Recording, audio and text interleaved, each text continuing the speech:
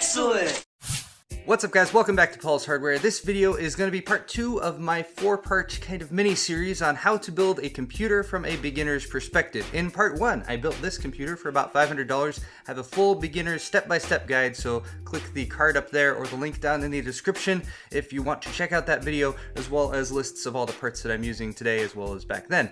These parts here I'll be using to upgrade this system today, so I'm going to be going over how to upgrade a CPU, upgrade memory, upgrade your graphics card, add a system fan, as well as adding additional system storage. And then in 2 more videos coming up soon, I'll be going over the first things that I do after the system is built, as in installing Windows and getting everything configured the way I want it, as well as a comparison between the performance of this build right here, as well as the upgraded build once all these parts are installed. I have already tested the system as is, and I can say it's pretty impressive for the price, but I think we can do a little bit better. Let's run down the upgrade parts I'll be using for this little project. Now, if you were to buy these parts outright, as well as most of the parts from this system, at least the ones that aren't being replaced by these, it would cost you between $720 to $760 or so US dollars. That's not including a Windows license. I am maybe or maybe not including the price of the hard drives, because these are salvaged. I just have a couple different examples from old builds or old systems. So again, if you have an old 500 gig to 1 or 2 terabyte hard drive lying around, you can easily pop that into the system, save yourself 40 or 50 bucks. As for upgrading though, going from the easiest parts to upgrade to the more difficult parts, memory of course is simplest, just adding a second stick of memory. Beyond that, I'd say this stuff here is a little bit more difficult. The graphics card's pretty easy to pop in, and then we just need to connect the power connector. Fan, we do need to mount to the side panel and then just plug in the 3-pin power. Hard drives need a power cable from the power supply and a SATA data cable from the motherboard, and then the CPU is what's going to be most difficult, simply because we need to remove the old CPU, and then we're going to be dealing with some cleaning of thermal paste. But it's not all that challenging, especially if you are prepared. So apart from the original build that I have right there, and I'm going to be slightly disassembling, I have my accessories and tools from the original kit. My rubber mat to keep things safe on the surface I'm working on, scissors, and a screwdriver. From my motherboard accessories, I have a single SATA cable, the other one that came in the package, as well as all the screws and everything that came with the case accessories. Now, we won't be using these for today's video, but you should definitely have them if you're doing a system build. One is going to be a USB drive, just a small one. You need a minimum of 4 gigabytes. That's just to make our Windows 10 installer. I like having an external drive just to plug in and make sure everything that might be on the computer that we are changing or updating or upgrading is backed up, and making a system image is also a great way to get back on your feet. And finally, like it or not, we are going to need another computer, because we need something that's internet connected with a USB port in order to make our Windows 10 installer. Again, I'll be covering that in the next video, so stay tuned for it. Maybe hit the subscribe button if you want to be appraised when that one goes live. Finally, for our CPU removal and replacement, I have a kit here to deal with the thermal paste. Now, I have this stuff from ArcticClean for removing and cleaning the thermal paste and the thermal contact area. If you don't have that, you can use alcohol. I have 91% here. You want high percentage alcohol, but maybe not quite 100%. 100%'s a lot. I also have some stuff for cleaning the thermal paste. I like to use coffee filters if you have them available. If not, paper towels work just fine, just to make sure they don't get lint and fibers everywhere. Also, some Q-tips are very helpful for that. And of course, I need some replacement thermal paste for when we replace the CPU heatsink fan.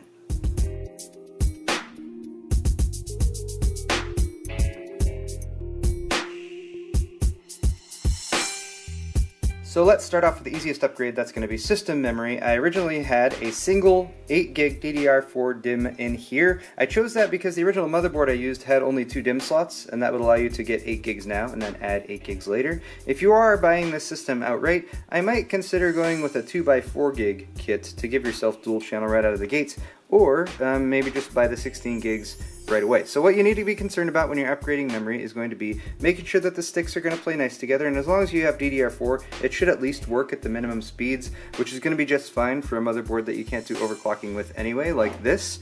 You're not going to be able to access XMP settings on this, for example. So what I'm installing is just the second stick from my 2x8 gig kit. If you don't have a 2x whatever gig kit outright, then make sure you buy the exact same stick of memory once again. If that's not available, just make sure that at least, that it's DDR4, that it is the same capacity. So if you're adding another 8 gig stick, or if you're adding another stick, make sure it's another 8 gig stick along with that one, at least the ones that are in matched channels. And then finally, at least try to make sure that the speed is going to be equal. This one, for example, is 2666, but you might be looking at 2133 or 2400. The only other thing you have to worry about is double checking that manual to make sure that you're installing it in the right slots. Usually for dual channel capability, it's going to be every other slot, so it's pretty tough to get wrong. But beyond that, we're just going to install just like we did with the original system build by popping that latch out. Making sure once again that our notch is aligned, dropping that down straight and evenly, and then applying firm pressure on both sides to snap it into place. And ta-da! We have upgraded our memory. Next, let's install this case fan, and with a lot of budget cases, you will get a minimal amount of fans installed. That is the case with this case, which only came with a 120mm fan up front, which was, again, perfectly adequate for this system as is, with a dual core and a fairly low power, only drawing 75 watt GPU, since there's no extra power for this one. Only 75 watts is what it gets through the PCI Express bus. I digress though. Adding another fan will give us a bit of extra airflow for everything in here and keep everything a bit cooler, since we're upgrading to parts that will generate a little bit more heat. When we're adding a fan, we have to pay attention to airflow. So right now we have an intake in the front, and we have two other locations we can put a fan. A lot of cases will have fans at the top here. For this case has the power supply at the top. Sometimes the power supply is at the bottom, and you'll have some places for exhaust at the top. This one has a place back here, which would probably also be used for exhaust going out that way. This is a smaller fan mount though, I believe it's a 92mm, so I didn't want to put a fan there. Instead I'm going to add the fan to the side panel right here. So popping on this side panel, we can see it's got a 120mm mount right there. It is not filtered, so that is a downside. It is going to gather some dust right here, but we can clean it off fairly easily. And all I'm going to need to do is mount the fan via these 4 points on the 4 corners. Make sure it's oriented the right way. I want it drawing air in, pushing air into the case towards the GPU right there, and having the intake here and the intake here will create positive pressure inside the case with both of those intakes, and then the power supply at the top is going to be drawing and pushing some air out, as well as just air going out the back there because of the positive pressure.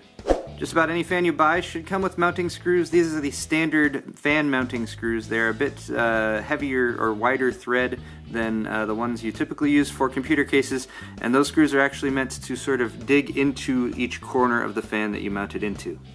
If you're not sure which direction your fan is going to spin or which direction the air is going to flow, look at the side of the fan. There will be often an arrow indicating. So that arrow is the direction that the fan's going to spin, that direction. And then that arrow is the way that the air is going to flow, so that way. If it doesn't have the arrows, almost always the bracket going across the back will be where the air comes out, or the exhaust. Then the open side will be the intake, where air goes in.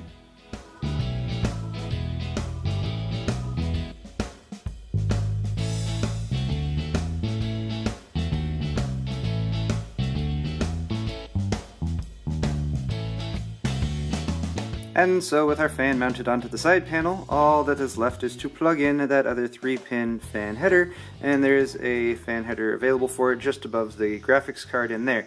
I also want to point out that this adds another 25mm of thickness or so to the inside of this side panel. And if you look at our graphics card right there, you might notice that, well, it's not that it's out of space, but there is definitely less space there now than there was before. That is one of the limitations of this case, and one of the reasons why, if you're shopping for graphics cards to upgrade, make sure that although they can be longer this direction, that they are not taller in this direction. There are some thicker graphics cards like EVGA for the win and that kind of thing, which will not fit in this case, especially if you have a side fan installed as well. Another thing to keep in mind in terms of space is going to be this bracket right here, which is going to hold your couple drives. And I already have a 2.5-inch SSD mounted right up here to the top, but again, with a longer graphics card, which the GTX 1060 gigabyte version that I have definitely is, it's going to go out and again potentially conflict with drives that are right here. And with the gigabyte card, I also have to pay attention to the fact that there's going to be a power connector, which is going to be right down there, pointing out that way. So what I'm going to do is move that 2.5-inch drive down to the lower part of the bracket here, so it's a lot thinner than, say, the 3.5-inch drive over there, and I'll install the 3.5-inch drive up top, and that should give us enough clearance. But again, we're starting to see some of the limitations that you get with a more budget-oriented case like this, a $40 case. It is smaller and, you know, fits everything into a smaller footprint, but when you start expanding and adding stuff, you start to run out of space fairly quickly.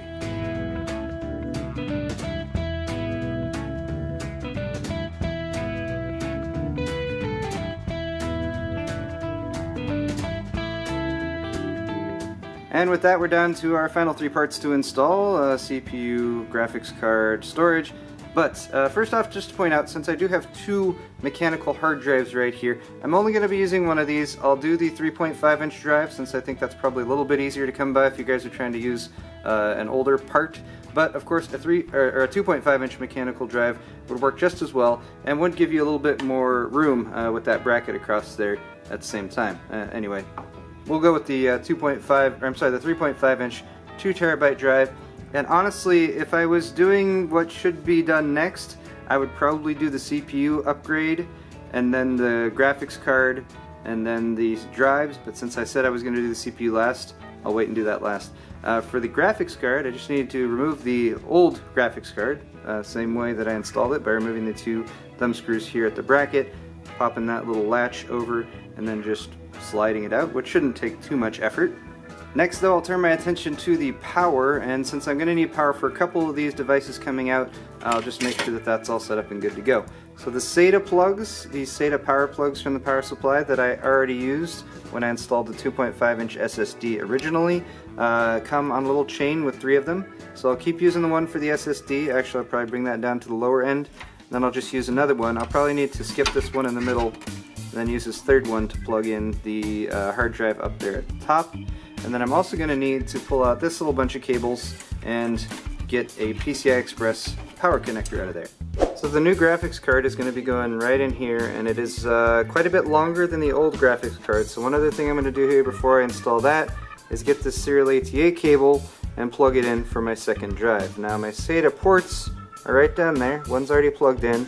This one I can't really use because this plug has a right angle plug on one side, the 90-degree one right there, and there's not much to be done about that. So the right angle plug I'm going to use on the motherboard, and I'm just going to position that in one of these upper right facing slots, doing this one-handed. So again, bearing in mind that this is a L-shaped style plug, got to make sure it goes in the right way, and the latch on top is usually the case for this, so I'm just going to pop that in. Snaps into place. Now I am blocking the lower SATA port here, but since there's not enough space for more drives in this build anyway, or not really much unless I use those 5¼ inch bays at the top, I do have a couple more available right there, and if it really comes down to it, I would just need to change SATA cables to get one that didn't have a 90-degree plug on one end. And then again, we have this plug waiting for the hard drive on the other side. Next, I'm going to mount both of the drives to this bracket. I have repositioned these little rubber or silicone grommets up at the top. Those are specifically for mechanical spinning drives. They provide a little bit of sound dampening. Also, when it comes to mechanical drives, or well, any 2.5-inch or 3.5-inch drives at all, you'll note that they have mounting points on the sides as well as on the bottom. So 1, 2, 3, and 4 are your actual drive mount points for this one, and those should line up with the 4 silicone or rubber guys that I just put on there, and then they will mount through those little holes with these screws here, which are a little bit longer than your typical mounting screws. That's just to allow them to pass through the grommets, and again, a little bit of sound dampening, which is nice for a spinning drive.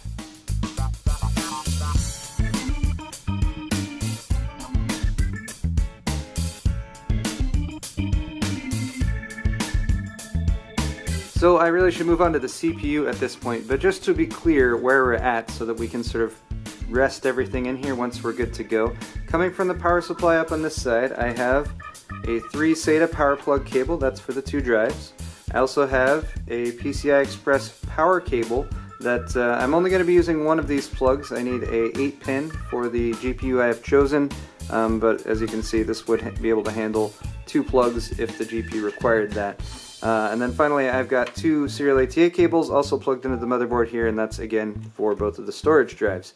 However, if I were to like install that there with this bracket over here, which actually is lining up okay, thankfully, just like that, so we can see that there is enough room, for example, over on this side of the drive so those plugs to actually plug in without conflicting like with that fan or anything. There's enough room there. But also once that graphics card goes in once again, it's going to be like that, except over here. And as you can see, that 8-pin plug down on the end definitely needs some space like right in here. So that's going to be a little bit of a tight squeeze. But anyway, with all this good to install, I'm going to go ahead and move on to the CPU. Removal of a stock Intel CPU heatsink fan isn't all that tough. You do need a flathead screwdriver, so sorry I didn't include that in the accessories, but most people have that. If you look at these 4 mounting points, you'll notice that they have arrows on all 4 of them. That's actually for removal. So turn each in the direction of the arrow. It'll turn about a quarter turn. That will kind of disengage that little plug part at the very bottom, which pops through the bottom of the motherboard and holds everything in place. You of course do also want to remove that 4-pin CPU power. And then each of these little plugs will just kind of lift up a little bit. That'll disengage again that plastic piece that's poking through the bottom of the motherboard. With all those just kind of lifted, you should be able to just give it a little bit of a jiggle and lift it off. Now you'll notice it did stick just a little bit. That's because the thermal paste, once it gets hot, kind of melts up and makes good coverage over the top of the CPU. So our next step is going to be to clean that off, so when we reinstall a new heatsink fan, it will make good contact. We don't want any air bubbles or any old residue left in there.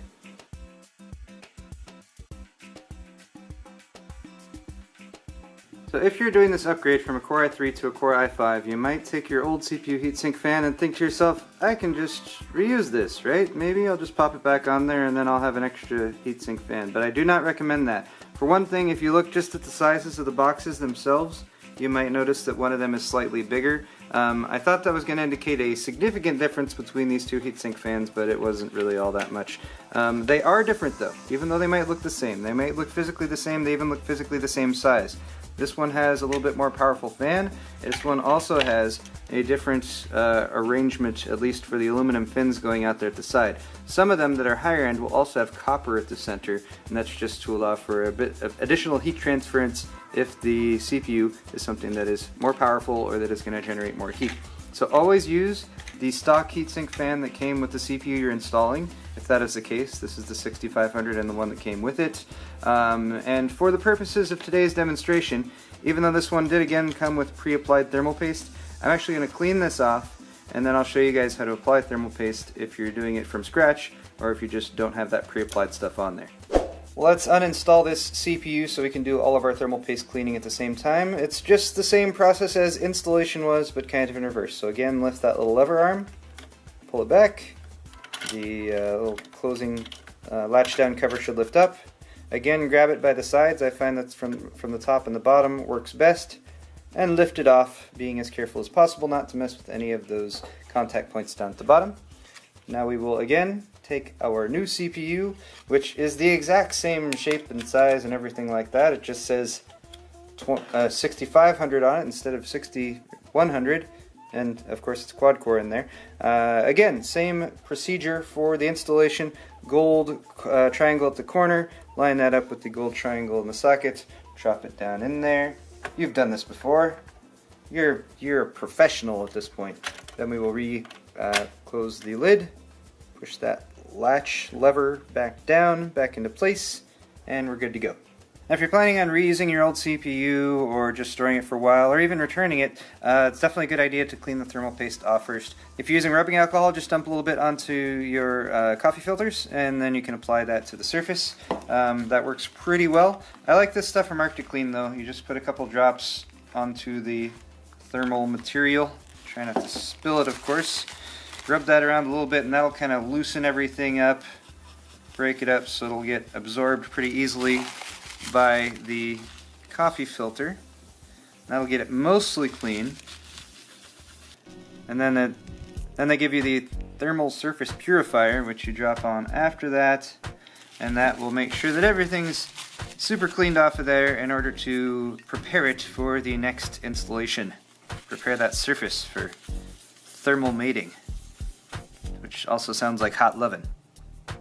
And finally, if you want to be really particular about things, that's where the Q-tip comes in, and you can use that to kind of just go along the edges, the grooves, so to speak, and get any of that thermal paste that might have gone over the side, making it look pristine, good as new.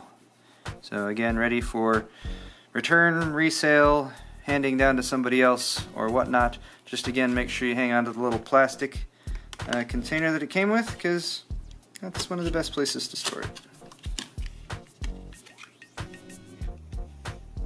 So our CPU is installed and ready to go. We have our heatsink fan, which does not have thermal paste on it. That is important, and we are going to apply our own. So I have my little tube here. This is just some stuff from EK. Most thermal paste is good. I don't know what to tell you. People ask me what kind of thermal paste to use all the time, and most of the thermal paste will work within a few degrees of each other. So all you want is a little blob right there in the middle. That was really fast, but there it is. I advocate something between a grain of rice and the size of a pea. About that much is going to be pretty good. That's actually a pretty good amount on there right now. That might be a little bit too much, but again, the blob in the middle will be spread out by the pressure of the heatsink fan. The heatsink fan, once again, we're going to line up Intel logo facing up. That's not really important, but if you can't do that, you might as well. And again, we're going to line up those 4 prongs on the bottom with the 4 mounting points on there. Also, you should sort of pay a little bit of attention to this cable hanging off the side. Sometimes they wrap it around and it can get caught in that little fan. Thanks for anyone who pointed that out in the comments on the build video, by the way. And we're just going to drop that straight down on top with that lined up. You will feel that thermal paste squish around a little bit, but we want to try to keep this as level as possible. And then again, starting with opposite corners, just put straight down and you'll hear it snap into place. 1, 2, 3, 4. It's nice and secure, and we're good to go. Oh wait, we also have to plug in the CPU fan header.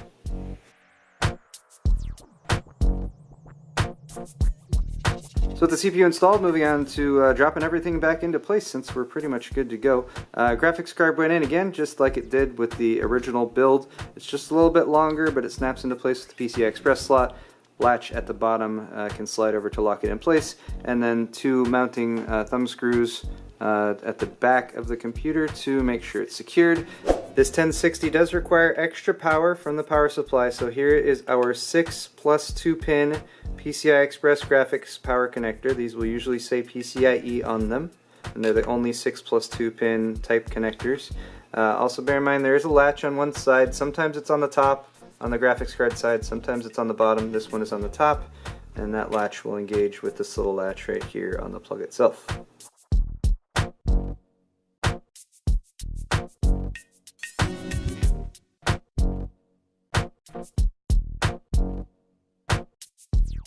Of course, these final steps took a decent amount of finagling, just dropping this in, having that PCI Express power connector be routed properly. I had to kind of bend it over, but fortunately there's still a decent amount of clearance between the drive cage and that plug.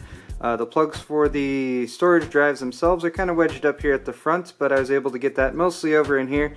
There's some ugliness with cables down in that area, but you can't really see it. Unfortunately, everything in front of that main system fan for the intake is pretty clear, so it can drop air directly back for the CPU and the graphics card. Last little bit here is to install the side panel and hopefully plug in that 3-pin. See if I can do this with one hand.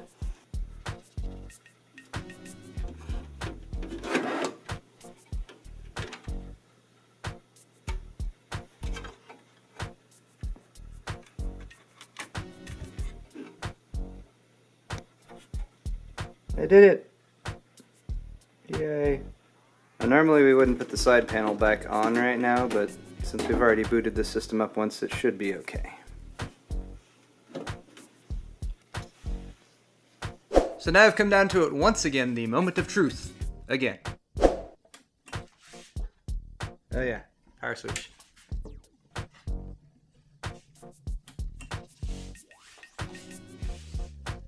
It works! Hooray! Fans are spinning. I can even pop out the side panel here. You can even kind of see the Gigabyte LED logos on the graphics card through the side, which is super fun. That's a high-end feature that you wouldn't expect with something like the Fractal Core 1100. But guys, that's all for this video. I hope you have learned a little bit more about how to upgrade a computer, whether you're doing an upgrade immediately from the $500 build that I already showed you, or you're just looking for some tips on upgrading individual parts yourself. But I'm once again leaving you guys with a bit of a cliffhanger, which is that I've built the system, powered it on, and then said, cool, everything's fine. But where do you go from here? Should you go into the UEFI? Should you immediately start installing Windows? Thankfully, I have another video on that coming up very soon. If it's out, it'll be linked in the description. If it's not out yet, you'll have to wait just a few more days. It's going to be talking about first steps for getting the system configured properly, installation of Windows, and just some of the stuff that I do right off the bat. Thanks again for watching. Oh, and then finally, we'll have a comparison video where I do benchmarks and comparisons between the $500 version of this build and this version of this build, which would cost between $720 and $770-ish right now, depending on whether or not you're forking over cash for a brand new hard drive. Thanks again for watching this video though, guys. Hit the thumbs up button if you did enjoy it. Links again to all this stuff is down in the description below. We'll see you all next time.